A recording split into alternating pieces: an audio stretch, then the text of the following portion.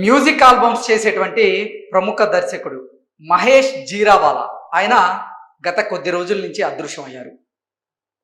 ఆయన అదృశ్యానికి అహ్మదాబాద్లో జరిగినటువంటి విమాన ప్రమాదానికి సంబంధాలు ఉన్నట్లుగా కొన్ని వార్తలు వస్తున్నాయి. ఇంతకీ మహేష్ జీరావాలా అదృశ్యానికి అసలు అహ్మదాబాద్లో జరిగినటువంటి ఈ విమాన ప్రమాదానికి మధ్య ఉన్న ఆ సంబంధం ఏంటనేది ఒకసారి మనం పూర్తి స్థాయిలో విశ్లేషణ చేసుకునేటువంటి ప్రయత్నం అయితే చేద్దాం. దర్శకుడు మిస్సింగ్, విమాన ప్రమాదంలోనే చనిపోయారా అనేటువంటి అనుమానం. అహ్మదాబాద్ విమాన ప్రమాదం జరిగినటువంటి నాటి నుంచి నరోదాకు చెందిన మ్యూజిక్ ఆల్బమ్స్ దర్శకుడైన మహేష్ జీరావాలా కనిపించడం లేదని అతడి భార్య పోలీసులను ఆశ్రయించారు. ఇటీవల అహ్మదాబాద్లో జరిగినటువంటి ఘోర విమాన ప్రమాదం ఎన్నో కుటుంబాల్లో విషాదాన్ని నింపింది. ఆ ప్రమాదం తర్వాత మ్యూజిక్ ఆల్బమ్స్ దర్శకుడైనటువంటి మహేష్ జీరావాలా కూడా కనిపించకపోవడంతో అతడి కుటుంబం ఆందోళన వ్యక్తం చేస్తూ ఉంది. ప్రమాదం జరిగిన రోజు మహేష్ అహ్మదాబాద్లోని లా గార్డెన్స్లో ఒకరిని కలవడానికి వెళ్ళారన్నట్లుగా అతడి భార్య హేతల్ తెలిపారు. ప్రమాదం జరిగినటువంటి ప్రదేశానికి 700 మీటర్ల దూరంలోనే అతడి ఫోన్ ఉన్నట్లుగా పోలీసులు గుర్తించడంతో వారు భయాందోళనకు గురవుతూ ఉన్నారు. దీంతో మహేష్ కుటుంబం నుంచి DNA నమూనాలను కూడా వారు సేకరించారు. నా భర్త గురువారం మధ్యాహ్నం 1:14 నాకు ఫోన్ చేశాడు. మీటింగ్ అయిపోయిందని ఇంటికి బయలుదేరుతున్నట్లుగా నా భర్త నాకు తెలియజేశాడని, ఎంతసేపటికి ఇంటికి రాకపోవడంతో నా భర్తకి నేను ఫోన్ చేశాను కానీ స్విచ్ ఆఫ్ వచ్చింది అంటూ హేతల్ పోలీసులకు తెలియజేసినట్లుగా సమాచారం ఇచ్చినట్లుగా ఈ వార్త సారాంశంగా మనం విశ్లేషణ చేసుకోవచ్చు. ప్రమాదం జరిగిన 700 మీటర్ల దూరంలో ఆయన ఫోన్ని పోలీసులు గుర్తించారు. దీంతో ఈ ప్రమాదంలో మహేష్ కూడా చనిపోయారేమో అని గుర్తించడానికి పోలీసులు మా కుటుంబం నుంచి DNA నమూనాలను సేకరించారన్నట్లుగా హేతల్ తెలియజేశారు. అతడు ఎప్పుడు ఆ మార్గంలో ఇంటికి రాడు, దురదృష్టవశాత్తు ఆ రోజు ఆ మార్గాన్ని ఎంచుకున్నారేమో అంటూ మహేష్ భార్య హేతల్ ఆవేదన వ్యక్తం చేశారు. నరోదాకి చెందినటువంటి మహేష్ జీరావాలా అసలు పేరు వచ్చేసి మహేష్ కలవాడియా. పలు మ్యూజిక్ ఆల్బమ్స్కు దర్శకత్వం వహిస్తూ ప్రేక్షకులకు ఆయన చేరువయ్యారు. అహ్మదాబాద్ ఎయిర్పోర్ట్ నుంచి జూన్ 12 మధ్యాహ్నం లండన్ బయలుదేరినటువంటి ఎయిర్ ఇండియా విమానం టేక్ ఆఫ్ అయినటువంటి కొద్దిసేపటికే కూలిపోయింది. ఈ దుర్ఘటనలో ఇప్పటి వరకు 270 మంది మరణించినట్టుగా పోలీసులు అఫీషియల్గా ధృవీకరించారు. ప్రాణాలు కోల్పోయిన వారిని గుర్తించేందుకు DNA పరీక్షలు కూడా చేస్తూ ఉన్నారు. బాధిత కుటుంబ సభ్యుల DNA నమూనాలతో పోల్చి చూసే ప్రక్రియ 4 రోజులుగా అక్కడ కొనసాగుతూ ఉంది.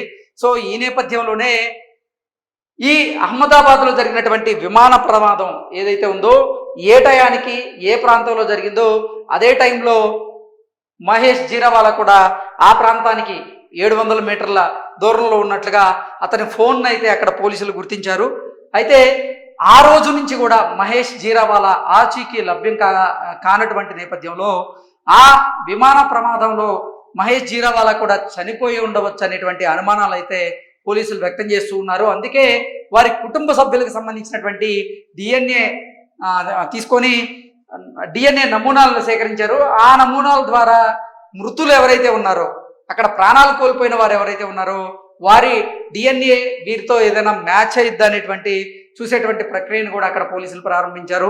అంటే కొన్ని మ్యూజిక్ ఆల్బమ్స్ చేసినటువంటి ఈ ప్రముఖ దర్శకుడు ఎవరైతే ఉన్నారో మహేష్ జీరావాలా, అతను కూడా ఈ విమాన ప్రమాదంలో మరణించి ఉండొచ్చు అనేటువంటి అనుమానాలు అయితే పెరుగుతూ ఉన్నాయి. ఎందుకు, దానికి కారణం ఏంటంటే ఆ ఘటన జరిగింది 1:15 ప్రాంతంలో.